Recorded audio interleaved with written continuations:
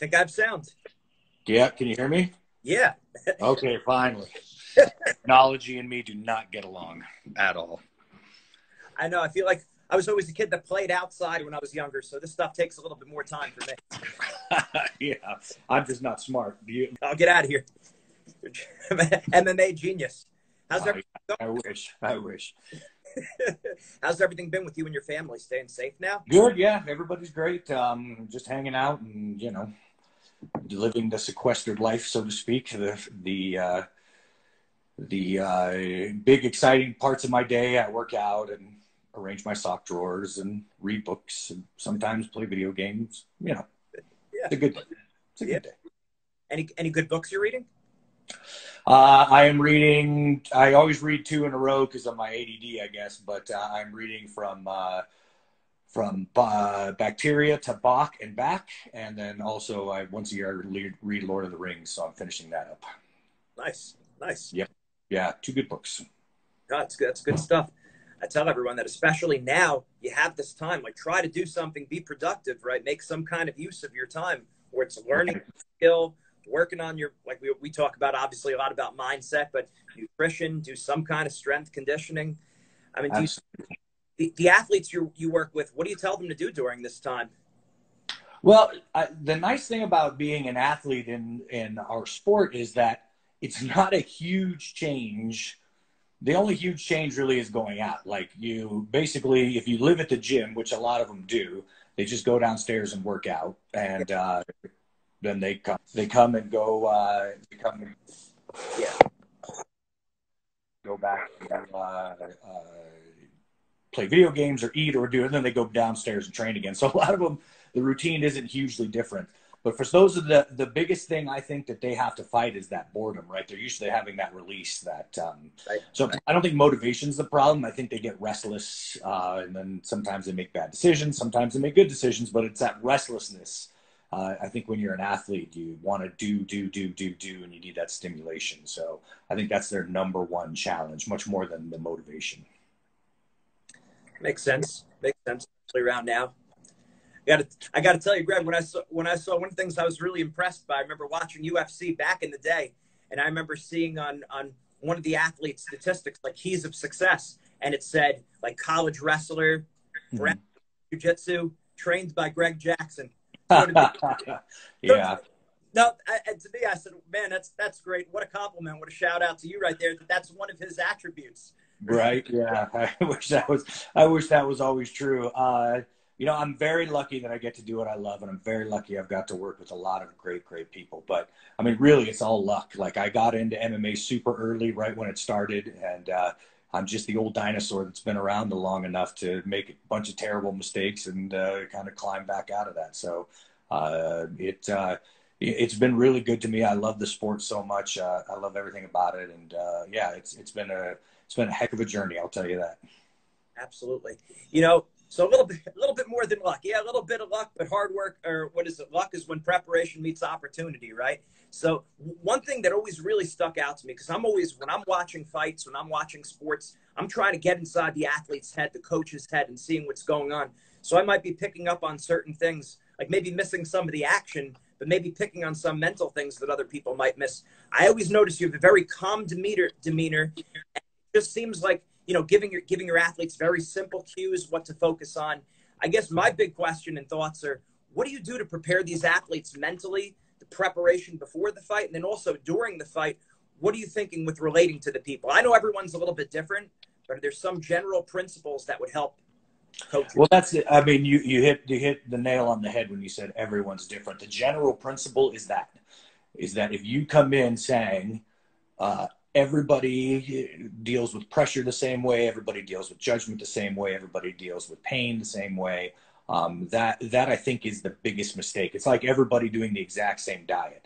And you're right, there are underlying, ubiquitous principles that kind of govern that. But the first thing you have to understand is that not everybody is the same. The moves will be kind of the same, right? Like, a punch is a punch. You might throw it a little bit differently to a very small degree, but that's kind of the same. But people's approach, their mindset, their utility, like what they like to do and what they don't like to do, that's very, very different. So my first big issue is identifying it. Like let's say that you're my athlete and you fight. So I'll watch tape on you. If there's tape available, I'll see what you do.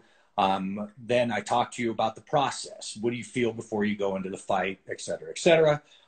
Sometimes the hardest point for a fighter is just getting to the cage, right? It's so much pressure. It's so crazy. Everyone's so judgmental that just getting to the cage is hard. And then just going through that experience, right? There's somebody trying to knock your block off in there. So the whole thing can be very traumatic. Some fighters will thrive on that. They just love all the attention and all the spotlight. And so the cage is all right to them, but it's not as fun as the outside. And they kind of do the inside work in the cage so that they can live their life outside of the cage. There's some people that like both. So you have to identify each of those individual factors and then find what motivates them. Rarely I'll yell at people. Very rarely I'll have to get up on their grill. But most fighters, especially at the level that I'm working with now, like screaming at them isn't going to make them suddenly do, you know what I mean? Like, oh, well, I didn't realize I was messing up. Let me fix it. Usually at that level, it's not the case. I'll tell people, you got to get on them. You need to kind of turn it up a little bit. We're losing or whatever. But it's much more powerful, I think, to me to be matter of fact about it. Like, when you scream, then you're listening to the emotion. You're not listening to what I'm saying, right? Like you're kind of hit by that. And so I think that if you're calm in the fire and you give people goals to shoot for, it gives them something to anchor onto. That makes sense. Now you said you speak with the athletes, I guess, when you first get them about what they're feeling on the way to, going into the fight. Do you address that more like formally or is it informally? And how do you keep up? Does that become an ongoing communication? Yeah, it's very informal and ongoing. So because again, you're dealing with people that is very individualized. Like MMA is a team sport and not a team sport at the exact same time, right? In the same weird way that like you're literally the center of your own universe, right? Everything you measure comes from you, but at the same time, you're completely insignificant in the universe. Like nothing, you're a very small bit of matter. But so both of those opposite things are true. And I think that's very true in fighting as well. You're a member of a team, and then also very, very individualized stuff. So keeping that kind of that dichotomy is the wrong word, but kind of that balance between those two, I think, is very important. So we keep it very informal, and we keep it very like you're part of the team, but also I'm really talking to you individually and saying, what are we doing here? Do you need to be calm? You're being too calm. You need to wake up a little bit, that kind of stuff. And a lot of that's just reading. I always say it's like playing jazz. You have to read the fighter. Like sometimes you got to go fast. That's my jazz impression.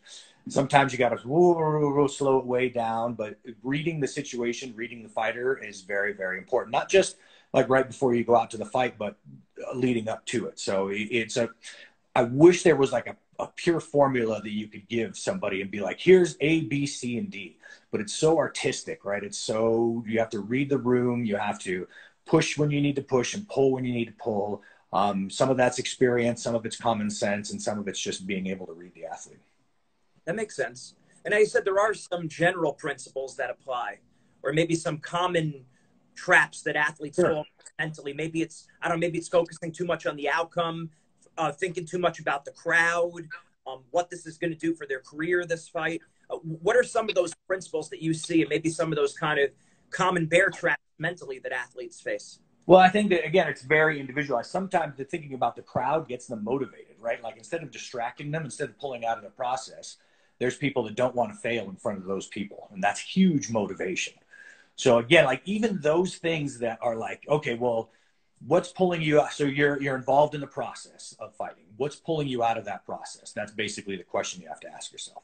Like, what is pain pulling me out of the process? Is judgment pulling me out of the process? Is fear pulling me out of what is pulling me out of the process? So you have to identify that. So that's a real, the print, I know it sounds ridiculous, right? But the principle is that you have to identify what is pulling you out of the process. And it's so different. It's so different.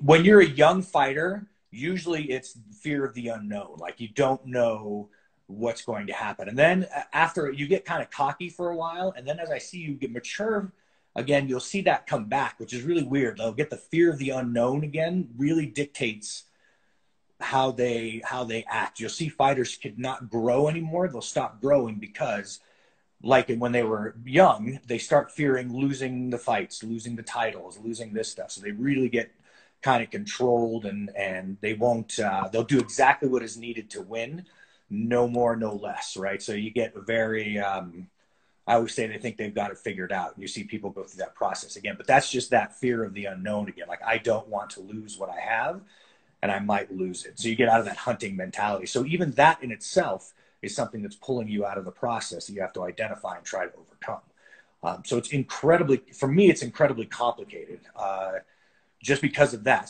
So some things that you want to do is, first of all, you have to have fire. And you can't, to have fire, you have to have fire. Like, you can't wake up and say, I'm going to have fire today. Like, it's just, it's got to be in your personality to do these things.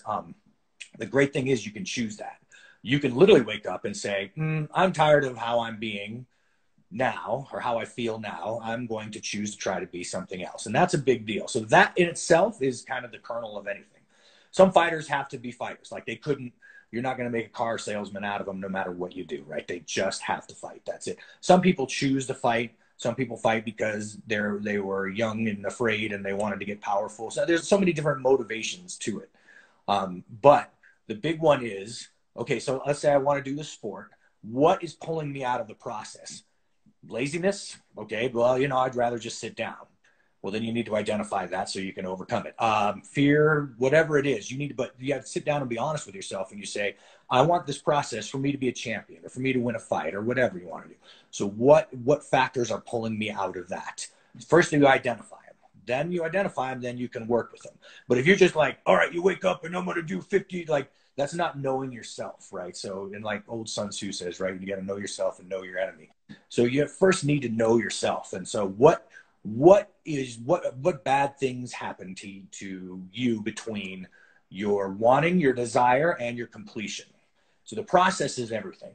Once you identify the things that are pulling out of the process, then you can start working on them. And so I do that as a coach with the athlete, but the athlete can do it themselves. They can say, every time, some people, the more successful they get, the more they can't handle it, and the personality is detrimental. Sometimes they fail, and they do the best when they fail. Like, I have a lot of fighters that have, as soon as they start winning, they know everything. They'll figure it out. We got this handled. And then when they fail, they come back super humble. Will you help?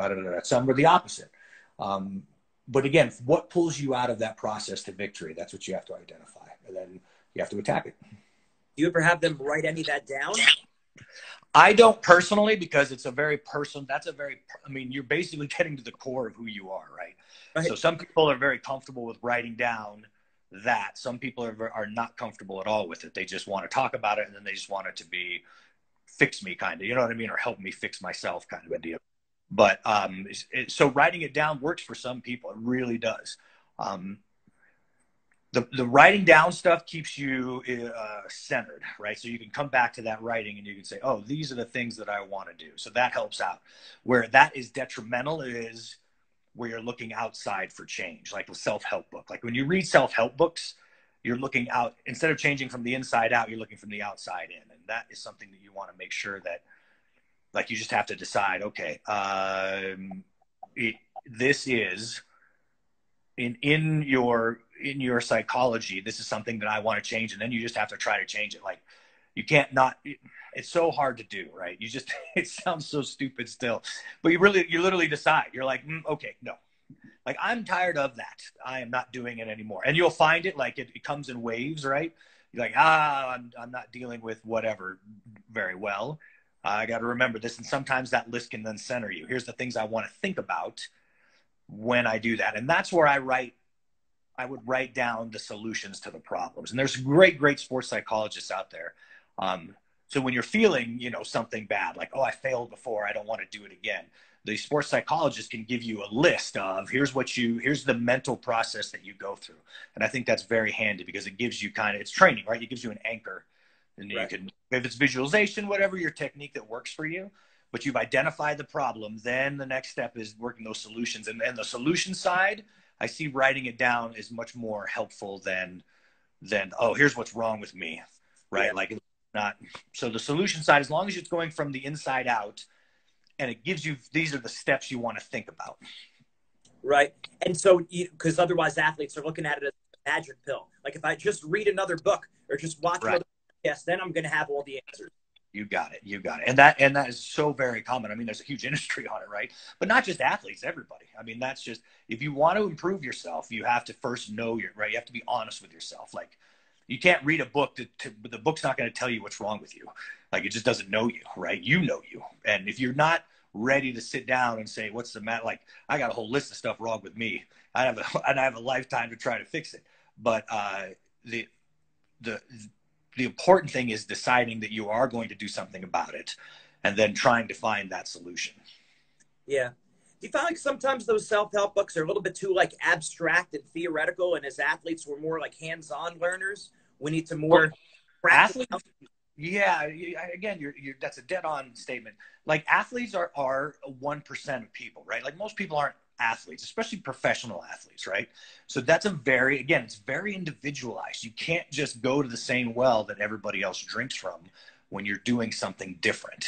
You can if you're, I don't know, everybody's into computers, a computer programmer or something, unless you're like the 1% of the 1% that's like the cutting edge of AI, there's a formula to your personality, and those things will help you.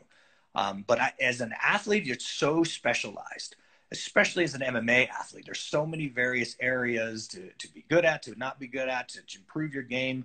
It's incredibly, incredibly intricate and specialized. And so understanding that you're a special little snowflake, and that you need what works for you, and it might not work for anybody else, or it might work for, I don't know, a computer scientist. You just don't know until you start doing your analyzation process. Yeah. That's one of the things we do with our MindZ program. I learned, like, because my master's degree was in sports psychology, and I found that a lot of the books were, okay, this is what confidence is, and it gives you like 10 pages on confidence. Right. These 3 exercises, and everyone skips the exercises, and now you're on to learning about relaxing under pressure. And my was those exercises are actually what's going to give you the success. So we focus the majority on, okay, so like an example you said about self-knowledge, knowing yourself. We have the athletes write down, what are your 3 best performances? What are your 3 worst performances? What was going on in your head before and during competing? And write it down. And then you could pick up the threads of your 3 best performances, 3 worst, and you prove it to yourself. Okay, this is what I should focus on that's going to make me do well. This is going to hurt me. And like you said, just no 2 guys are the same. Your sheet might look different than my sheet, but it gives you information. Yeah. I love that. That's why you're good at your job. Well, I get good at the job from listening to people like you, books, and put it all together. No, it's important. Got to study successful people. Successful people are nice to hang out with because they're driven and like-minded. That's really cool. And also, I think that as I get older, not that I'm that old yet, a little bit of gray, but not terrible. As I get older, I really appreciate high-level humility, like people that, and I say it a lot, because you know one thing doesn't mean that you know all things. And like your approach was, I think, what really makes you good is you're always looking for new information, outside stuff. There's nothing worse than talking to a guy that knows everything about everything. Like, they know basketball, anything that ever has happened, they know about. Like, those people, I think, never grow, right? Because they're never sitting down and saying, hey, teach me some more stuff. There's so much I don't know, even in my own sport, and thank God, right? Like, how bored would you be if you knew everything? But I think that your approach should be a fighter's approach, should be an athlete's approach. Like, always be humble, always listen. Even if, that's one great thing that always impressed me about George St. Pierre. No matter who you were, he would listen to you. And even if you were like trying to show him a kung fu move, like for the palm through the chest or whatever, like old school stuff, he would listen and actually listen to anything to see if he could glean anything off of it. I always was very impressed by that. And I think there's something to that. I think that listening to people, to absorbing new information, sometimes you're like, okay, that's not going to work for me. But sometimes you really get it. I think that's another great tool that a lot of great athletes have, is that high level humility. Yeah. It's, the more you know, you realize the more you don't know. Right. When you think you have all the answers, that means you need to start changing your questions. Right. Yeah. There you go. That's a great saying. I'm going to steal that. See, yeah. I just learned something. Well, I actually stole that from Louis Simmons over at Westside Barbell. Well, there you go. So there it's the spreading out the knowledge. I love it. That's it. I said, hey, look, at the great thing about ideas, it's different than dollars. If I have a dollar and you have a dollar and we switch, we both still have a dollar. But if I have an idea and you have an idea and we switch, now we both have two ideas. There you go. I love it. Exponential. I love it. Greg, who are some of your role models as a coach? Because as you developed and you said, I want to be a coach, you probably had an image in your head of what you were trying to create. Did you take a little bit from this guy, take a little bit from that person? So here's the funny thing is I never wanted to be a coach ever. Yeah. Like I just wanted to be a martial arts instructor. I literally fell into the coaching thing completely by accident. So I never had like a coaching mentor. Most of my mentors are like people from history. I have like my dad and Jim Dudley, who is my literal mentor. I have those guys, but they didn't have anything to do with martial arts or coaching. But they'd have attributes that I enjoyed and that I wanted to learn and emulate. But I never had a coach where like, this is the guy, you know what I mean? Just because I never really, did not wake up wanting to be a coach at all. Could have cared less about it. I just can't say no to my friends. And that's why I'm here 20 some odd years later. No, that's awesome. What were some of those little attributes that you wanted to take from your dad and from the other person? What were some of those things?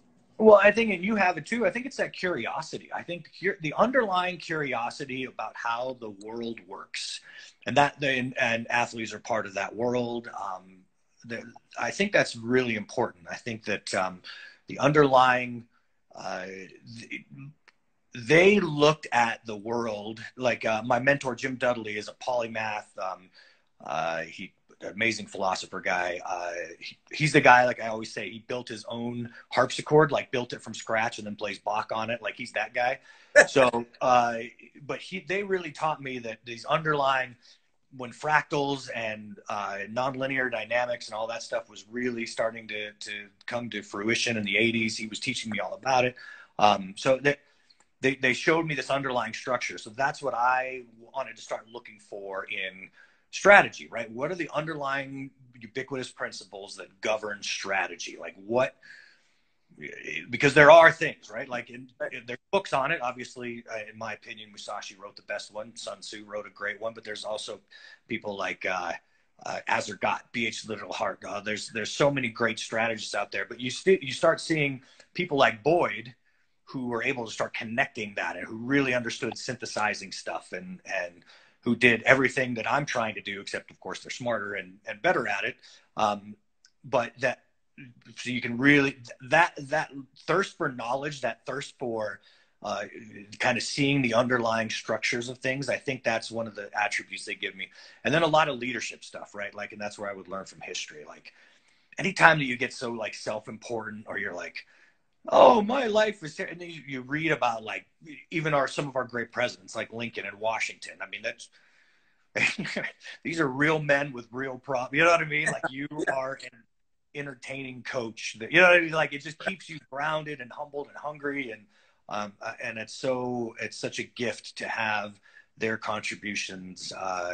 Even stories that I've read before, I'll read again just to try to keep myself motivated and stuff. So that's where I find my motivation is reading about these great people or studying these great people. Like I'm the biggest John Boyd fan you can find. I mean, that dude is so smart. So I'll just listen to his lectures again, even though I've listened to him 100 times and be like, wow, that's amazing. You know, what a sharp guy. And like you said, I think that's a real important point that even if you're not like the mastermind innovator coming up, if you're a synthesizer and you're able to take a little bit from history, you take a little bit from the personal experience, a little bit from the top athletes, a little bit of the research, and then you bring that all together. Now you're the synthesizer may have an advantage on all the innovators. Absolutely. Well, I think the synthesizers are the innovators. I really do. I think it's hard to innovate if you haven't synthesized something. The synthesis itself usually leads to innovation in my experience. So the innovators, I feel sometimes they come up with really cool, one or two really cool things. But if you're going to be consistently innovating things, then you need to be a master of synthesis. You need to be able, because especially in our art, so many things are being innovated all the time. So you have to keep up with all of that and then come up with your own new ideas. And that process is really the only reason I'm relevant today is that, because when I started out, there were a ton of MMA teams. And really, I think AKA and me are the only ones that are left from the early 90s. I'm sure there's some smaller ones too, but of the big ones that I would see all the time. And so that the ability to try to synthesize those techniques and then innovate to come up with counters, to come up with new ideas and all that stuff. I mean, that's the fun, right? Like that's what gets you up in the morning. You'll have a lot of failures, you'll have some great successes, but it's the process that matters. Yeah. Were there any turning points in your career where you felt like maybe you weren't as focused on the process, or you needed to differently with athletes, and then, okay, I'm going to do more of this and I'm going to do less of that to get well, you? I think that, I'm sorry, but I think that one of the huge problems that I had is I was setting such a high pace, right? Every weekend, multiple fights for years, 10, 15 years. I set such a high pace that burnout was inevitable. But I was just, you know, when you're younger, you just think you're invincible. Like, I'm burnt out. What's that? You know what I mean? Like, so when it happened to me, it hit me really hard. Like, I wasn't as good a coach as I needed to be. And I was more apathetic than I should have been.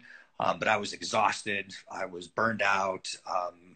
And so going through that process, the great thing about being older is that you go through all of this weird, incredible stuff. And then you come back out of it and you're like, wow, that was an intense experience. It's so cool. Like, people are always like, I want to be young again. I want to be young again. I never want to be young again. I'm really enjoying the challenges that age brings, but I'm also enjoying looking back on the experiences. So I was a very ineffective coach for a while, just because I was just cooked. It was rough. And I know I'm like, oh, poor Greg. It was good. But, you know, it's just, you know, I set a high pace and I wasn't mentally strong enough after about 15 years to keep that pace up. I had to break, and then I had to kind of, you know, crawl my way back up out of that. Yeah, I find that too as a business owner. It's like I want to get everything done at once, but then you burn yourself out. What if you could go back and maybe give yourself some advice on that? What would you say in terms of, like, because of course when you're young you are fired up, so you do want to use some of that momentum, but at the same time you don't want to burn it out. So what would your schedule look like if you could do it again? I wouldn't change it. I had so much fun. I pushed so hard. It was so great. I'll take it, and I'll take the burnout again and come out the other side of it. I wouldn't change a thing on it. I mean, I would try to. I think what I would do is probably step back more. I would have gone, I'm not going to be the best coach right now, guys. You need to find another. But I still loved it. I was just burned out. It's a weird place, right? I'm sure you've been there. So makes sense. But that pace, like, I don't know how many fights I've cornered, but I do know that probably nobody is going to catch up for a good while, especially because in those days, there weren't a lot of people doing MMA. So I would have fight cards that were all my fighters, like 8-10 fights a night. And I would just sit in the corner, and the next one would come, and the next one would come. But that's not going to happen much anymore because there's so many people doing it.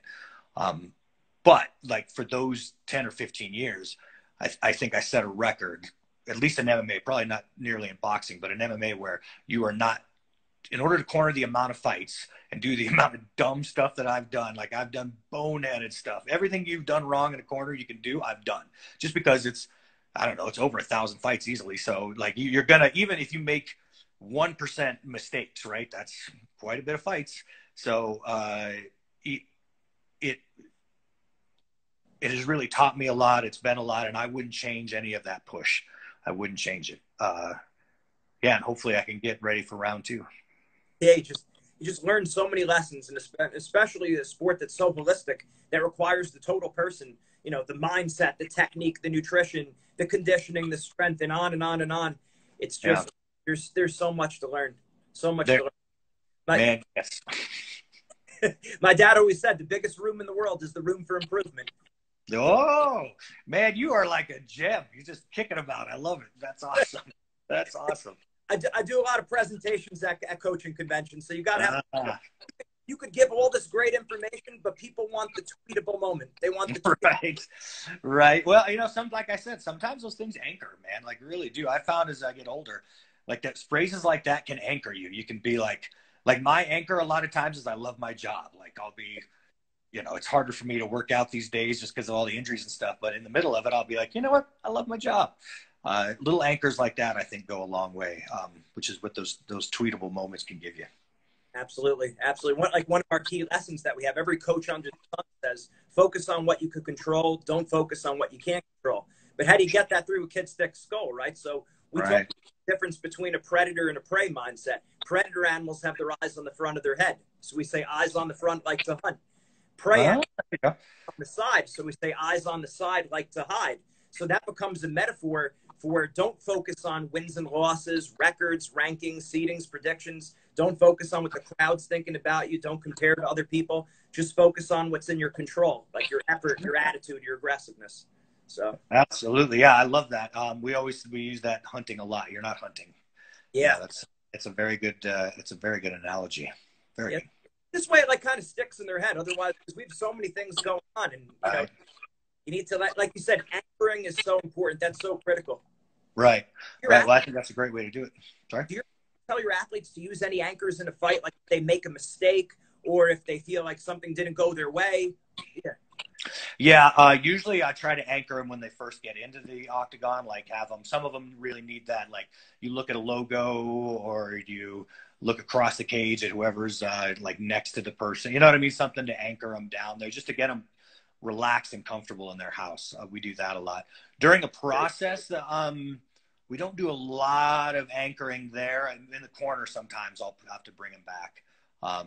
Just because, again, even for me, once the process is started, and this is just my opinion, I don't know if it's right or wrong, but once the process is started, when you start thinking I need to anchor myself, that in itself is pulling you back out of the process. Yeah. So in the corner where you get a breath to do it, yeah, I would try to anchor them there. But I don't know if I've ever had, and maybe that's a failing of mine, an anchor during other than, because I always thought it was detrimental, but maybe I'm wrong about that. No, but you're nailing it. That you don't want to come up with it the day of. That would be detrimental if you were coming up with it the day of. If they were maybe going through it in practice and they got. Oh yeah, sure. Yeah, absolutely. Well, as usual, I misunderstand.